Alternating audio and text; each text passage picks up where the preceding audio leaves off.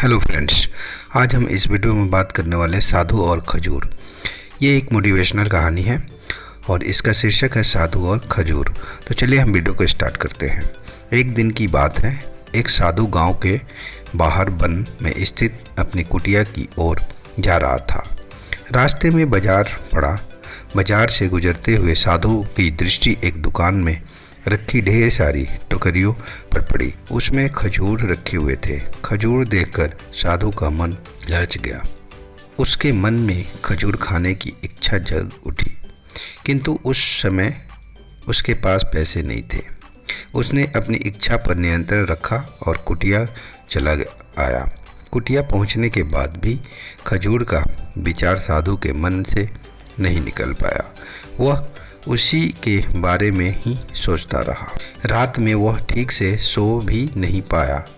अगली सुबह जब वह जागा तो खजूर खाने की अपनी इच्छा की पूर्ति के लिए पैसे की व्यवस्था करने के बारे में सोचने लगा।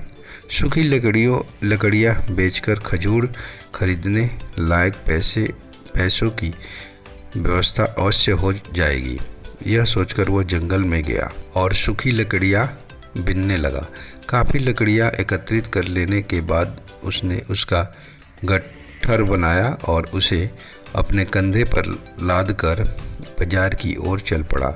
लकड़ियों का गट्ठर भारी था, जिसे उठाकर बाजार तक की दूरी तय करना आसान नहीं था, किंतु साधु चलता गया।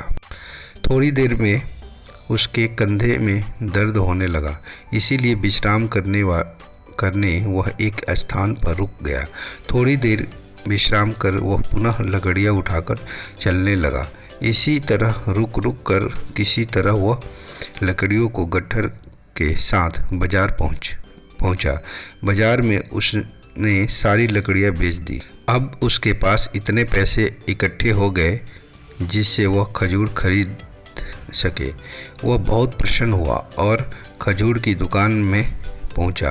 सारे पैसों से उसने खजूर खरीद लिए और वापस अपनी कुटिया की ओर चल पड़ा।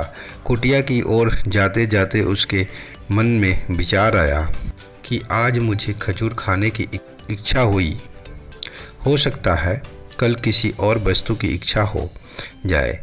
कभी नए वस्त्रों की इच्छा जग जाएगी, तो कभी अच्छे घर की, कभी स्त्री और बच्चों की तो कभी धन की। मैं तो साधु व्यक्ति हूँ, इस तरह से तो मैं इच्छाओं का दास बन जाऊँगा। यह विचार आते ही साधु ने खजूर खाने का विचार त्याग दिया। उस समय उसके पास से एक गरीब व्यक्ति गुजर रहा था। साधु ने उसे बुलाया और सारे खजूर उसे दे दिए। इस तरह उसने स्वयं को इच्छाओं का दास बनने से बच गया। यदि हम अपनी हर इच्छाओं के आगे हार जाएंगे तो सदा के लिए अपनी इच्छाओं के दास बन जाएंगे।